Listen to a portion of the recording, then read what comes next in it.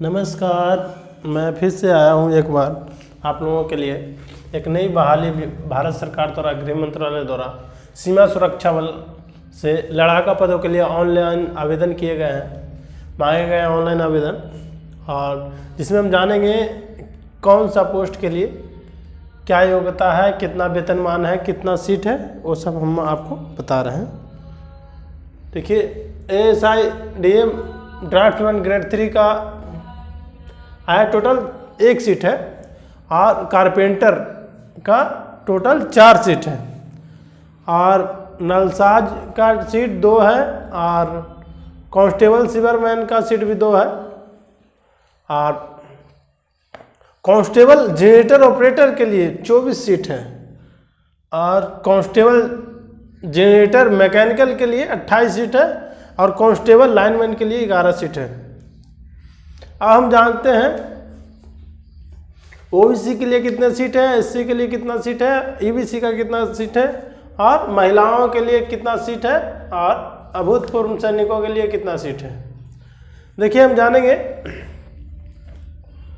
Draughtsman में जो है 1 सीट है टोटल जो अनरिजर्व है, 1 सीट है टोटल अनरिजर्व है और दूसरा बढ़ाई का देखते हैं, बढ़ाई का टोटल 4 सीट है जिसमें 2 अनरिजर्व है और 1 OBC का है, OBC और 1 है SC का, 1 सीट है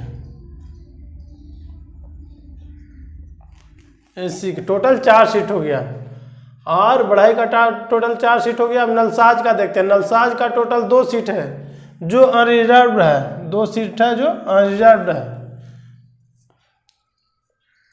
और फिर सीवरमैन के देखते हैं, सीवरमैन के लिए भी 2 सीट है टोटल, लेकिन 1 अनरिजर्व्ड है, 1 अनरिजर्व्ड है और 1 OBC के लिए है, OBC के लिए है, OBC के लिए 1 सीट है।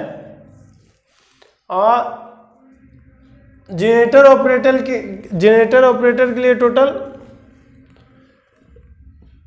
24 सीट है, जनरेटर ऑपरेटर के लिए टोटल 24 सीट है। इसमें 8 जनरल के लिए है 8 सीट और 2 सीट EWS के लिए है, EWS के लिए 2 सीट है और 6 सीट OBC के लिए है, 6 सीट OBC के लिए है और 7 सीट ST के लिए है, 7 सीट है ST के लिए, 7 सीट है और फिर 1 सीट SC के लिए है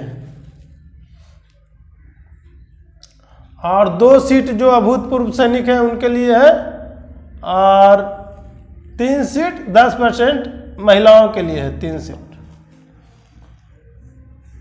अब जनरेटर मैकेनिकल का सीट जो है टोटल 28 सीट है। इसमें देखिए, इसमें हम जानते हैं इसमें जनरल के लिए 12 सीट है, 2 सीट EWS के लिए 2 सीट है और 8 सीट है OBC के लिए, 8 सीट है OBC के लिए, 4 सीट है ST के लिए, 4 सीट है, ठीक है, और 2 सीट है SC के लिए, 2 सीट है SC के लिए और 2 सीट है अभूतपूर्व सैनिकों के लिए और 4 सीट है महिलाओं के लिए।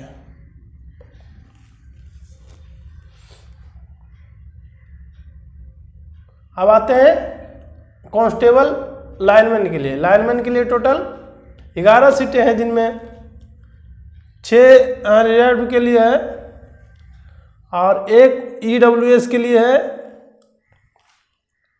और 3 OBC के लिए है और 1 जो है SC का है, SC का 1 सीट है, ठीक है, सॉरी SC नहीं ST है, ST का 1 सीट है और अभूतपूर्व सैनिकों के लिए 1 सीट है, महिलाओं के लिए 1 सीट है, ठीक है। हम जानते हैं कि इसमें योग्यता क्या क्या मांगे जा रहे हैं। ड्राफ्ट्समैन का जो है बहाली ASI का, इसमें ड्राफ्ट्समैन का कोर्स किया हुआ होना चाहिए, मान्यता प्राप्त बोर्ड या विश्वविद्यालय से मैट्रिक समकक्ष या समतुल्य औद्योगिक प्रशिक्षण संस्थान या समतुल्य विश्वविद्यालय संस्थान से ड्राफ्ट्समैन सिविल में डिप्लोमा पाठ्यक्रम वांछनीय में है। सिविल इंजीनियरिंग में डिप्लोमा भी होना चाहिए, वांछनीय है, ठीक है। लेकिन ITI खोज रहा है ड्राफ्ट्समैन से, ITI कोर्स किए होना चाहिए। और फिर हम आगे देखते हैं पढ़ाई के लिए भी जनरली हम देखते हैं कि ITI होना चाहिए कारपेंटर ट्रेड से, या तो नहीं है तो मतलब राज्य सरकार द्वारा फर्म से 3 साल का अनुभव चाहिए, 3 साल का अनुभव चाहिए, ठीक है। और नलसाज का भी है पोस्ट ट्रेड में, या तो इस क्षेत्र में राज्य सरकार द्वारा 3 साल का अनुभव होना चाहिए या ITI कोर्स होना चाहिए, ठीक है। कांस्टेबल सर्विस सिवियरमैन के लिए भी वो वैसा ही है, बता रहे हैं ITI होना चाहिए, या तो संबंधित राज्य सरकार द्वारा मान्यता प्राप्त द्वारा 3 साल का अनुभव होना चाहिए इस क्षेत्र में। जनरेटर ऑपरेटर के लिए भी हम जानते हैं, जनरेटर ऑपरेटर के लिए जनरली इलेक्ट्रीशियन, वायरमैन या डीजल मैकेनिक मोटर मैकेनिक जो है ITI होना चाहिए उसमें।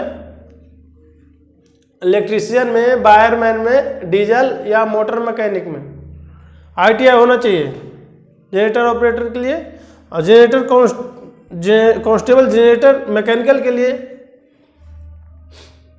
मोटर मैकेनिक ITI होना चाहिए 1 साल का, या तो नहीं है ITI का कोर्स तो 3 साल का आपके पास अनुभव होना चाहिए। राज्य सरकार द्वारा औद्योगिक में 3 साल का अनुभव का, इस क्षेत्र में 3 साल का अनुभव चाहिए। और कांस्टेबल लाइनमैन में जो है इलेक्ट्रिकल वायरमैन का कोर्स ITI होना चाहिए, या तो 3 साल का अनुभव होना चाहिए, ठीक है। अब हम जानते हैं कि इसका अंतिम तिथि कब तक आप आवेदन कर सकते हैं। देखिए रोजगार समाचार जो है बहाली, उसमें आप जाके इस साइट पे आप विजिट करें और इस पे आवेदन कर सकते हैं। और प्रकाशित होने से 45 दिनों के अंदर तक अंतिम तिथि है आवेदन करने का। और जितना भी ये जो बहाली है, वैकेंसी है, ड्राफ्ट्समैन का, कारपेंटर का, नलसाज का, सिवरमैन का, generator operator, constable generator mechanical, constable lineman का, इसमें 18 से 25 साल का होना बहुत जरूरी है, ठीक है। अंतिम तिथि जो विज्ञापन का अंतिम तिथि, ठीक है। और हमारे चैनल को लाइक और सब्सक्राइब करें और अधिक से अधिक आप लोगों के सामने नया रोजगार समाचार से जो भी आए बहाली बिहार सरकार या राज्य सरकार द्वारा या भारत सरकार द्वारा आप तक पहुंचाएं। हमारे चैनल को सब्सक्राइब और लाइक करें। जय हिंद, जय भारत।